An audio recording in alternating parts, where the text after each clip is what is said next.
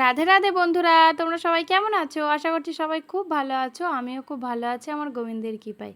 দেখো বন্ধুরা, এই ভিডিওটা আমি বানিয়েছিলাম সানযাত্রার দিন, কিন্তু এই ভিডিওটা তোমাদের সাথে শেয়ার করা হয়নি। আমার শরীরটা খুব খারাপ, হাতের নখটা উঠে গিয়ে এতটাই সমস্যা হয়ে গেছে, মানে কি বলবো, কিছু আর বলার নেই। শরীরটা খুব খারাপ। তারপরেই দেখো চলে গেছি, গিয়ে দেখি না সানযাত্রা হয়ে গেছে। এই ভিডিওটা আমাকে আমার বৌদি দিয়েছে। মানে আমরা এতটাই দেরি করে গিয়েছিলাম, মানে কি বলবো, মানে ওই এতটাই হাসি খুশি হিসাবে গেলাম, গিয়ে মানে যেই দেখেছি হয়ে গেছে, এবার হচ্ছে পুষ্পাঞ্জলি হবে। পুষ্পাঞ্জলিটা গিয়ে দিয়েছিলাম, কিন্তু এত আমি কাঁদছিলাম গিয়ে তোমাদেরকে বলতে পারবো না।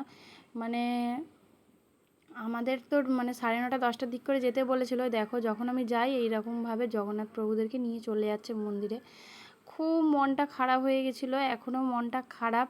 এতদিন মনটা খারাপ ছিল বলেই আমি সত্যি কথা তোমাদের সাথে শেয়ার করিনি ভিডিওটা, কারণ দেখলেই কান্না লাগছে ওর জন্য। তারপরে এখন মনকে বোধ দিয়েছি যে যেটুকু ভাগ্যে আছে সেটুকুই তো হবে। গিয়েছিলাম বলে তবু তো দর্শন করলাম, আরতি দেখলাম, প্রসাদ পেলাম, না গেলে তো তাও হতো না।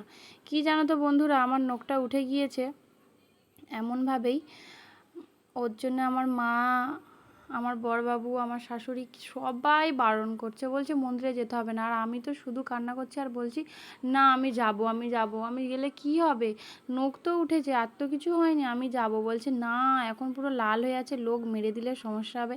এটা ঠিকই কথা, কারণ আমার হাতে এত যন্ত্রণা হচ্ছিলো আর এত ব্যথা হচ্ছিলো, প্রচণ্ড ব্যথা হচ্ছিলো। ডাক্তারটারে দেখিয়েছি, ওষুধ খাচ্ছি, এখন তবু একটু ঠিক আছি, কিন্তু এখন ব্যথা হচ্ছে। আমি মায়ের বাড়িতেই আছি, ওনারাই আমাকে খাইয়ে দিচ্ছে, সব কিছুই করে দিচ্ছে, চুল টুল বাঁধা বলো, সব কিছু। আমি কিচ্ছু করতেই পারছি না, মানে আমি খোঁড়া হয়ে গেছি এইরকম ধরনের। আমি আমার গোপু সোনাকেও ওইখানে রেখে দিয়ে চলে এসেছিলাম, যেহেতু আমি রাতের মধ্যে মায়ের বাড়ি চলে এসেছিলাম 9টার সময়। গোপু সোনাদের রাত হয়ে গেছে বলে আনিনি, কিন্তু ওদেরকে ছেড়ে আমি কখনো থাকি না। তো এত কান্না লাগছে কি বলবো। আমি ওর জন্য আবার সানযাত্রায় গিয়ে আসার সময় আবার শ্বশুরবাড়ি থেকে গোপু সোনাকে নিয়ে মায়ের বাড়ি চলে এসেছি, জানো।